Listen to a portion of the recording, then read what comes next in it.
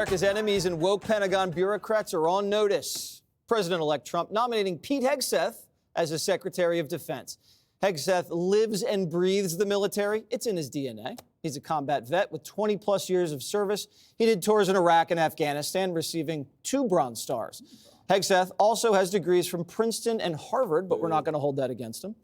Pete also literally wrote the book on how to root out the woke insanity that's weakened our military. The man knows his stuff. So when you heard about this, Greg, last night around 7, what crossed your mind? I was deeply hurt. I'm losing yet another guest. I've lost like 4 guests. I think the Gutfeld show is going to be staffing the entire White House. But he projects Secretary of Defense, kind of the way Homan projects border czar and Jesse projects shallow frat boy. Shallow frat boy department. Yes. But, Mr. Secretary. Pete's a guy. He's not a guy in a dress. He's not a guy who will make you read a manual on equity and inclusion. He's single-minded, he's determined, and he's uncomplicated. The media criticism right now is an appeal to authority. Like, who is this guy?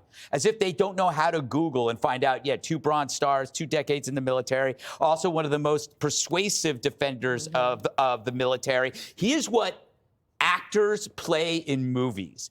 He's what Clooney impersonates. Right. Again, it goes back to my point about the Avengers. They got the actors. We got the real people. Hegseth was the first and most persuasive voice trying to preserve the lethality of our fighting forces under attack from the scourge of identity politics. Lethality is a primary mission, and it's only achievable through meritocracy, which is the enemy of DEI. Military personnel, they cannot be splintered into competing self-interests, which is encouraged, of course, by identity politics. It undermines the cohesion of the fighting group. And so he is right at that spear of making changes, and he's pretty fearless.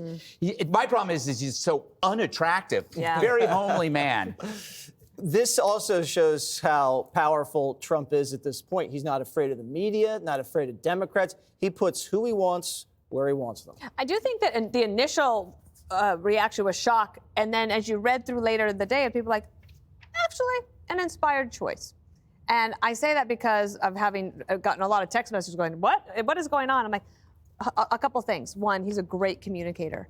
And one of the things we have not had in the last 4 years is somebody who can articulate what is America's position on this policy here, around the world, and where are we going? This is where we're going. This is where that we want to get to.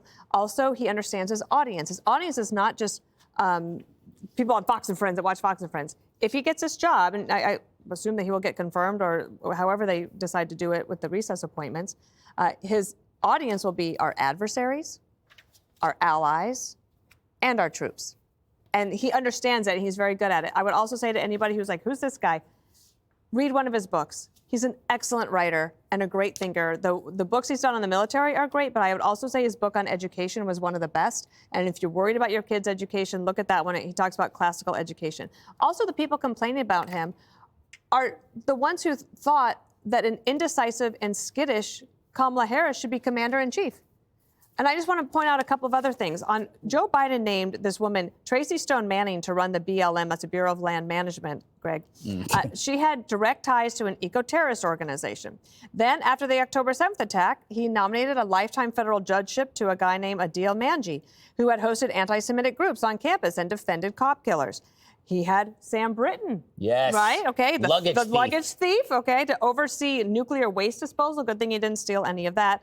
I could go on, but the last one I would mention is Jen Granholm. She literally invested in EV battery companies while serving as the energy secretary of the country. So if you're going to be all up in arms about one nomination, just give Pete a chance. I think that he will do a great job. Give Pete a chance. Give Pete a chance. Nice. Thank you. Very well done. Judge Janine. I was ecstatic when I heard the news. Like Vivek, like Elon, he's an outsider. He's an America First guy. We all love him here. He is a great guy. He respects everyone. For those people who may not know him, he's got all the accolades necessary. It's the 2 Bronze Stars and what is it? The combat infantry badge, et cetera, et cetera. He's written a bunch of books, and I agree the one on education is excellent.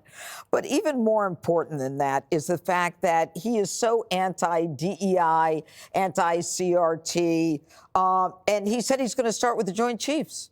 And he's going to make sure that he weeds out those individuals, who don't recognize that, their allegiance is to America first. And that's what we can count on Pete for. And I think it's also interesting that Elizabeth Warren would criticize him. She's defending Tim Walz, who lied about stolen valor, from carrying a weapon of war in war, from being on the tarmac in Bagram, to not ditching his own battalion the night before. And she wants to support Tim Walz, but not Pete Hegseth, who is the real combat infantryman who has spent his life fighting for the military, having people who were in the military have a voice, using him as pretty much the trumpet through whom they could speak. So I think it's symbolic that he was announced on Veterans Day and that night, and I think that it is a phenomenal pick. I am so excited for him. Yeah, these hearings for the confirmation are going to be interesting, Harold. If Liz Warren wants to pick a fight with Pistol Pete. First of all, congratulations to Pete and his family. I don't know him, have not known him as long as you guys have known him, but the few years I've been at the network, he's been nothing but a good friend and a gentleman. So congratulations to him. You've talked about his experience in the military. I think I would add two other things. He has the confidence of the leader of the free world. The president believes in Pete. And when you have that kind of relationship with the president, when you're defense secretary, it allows you to speak with not only a degree of candor, but a degree of authority across the globe. Two, he will inspire confidence in the rank and file. Mm-hmm. And it's a huge task he will have in front of him, as Pete knows well, because the new Pentagon and our new defense posture over the next 10, 20 years will rely heavily on new innovation and new technology.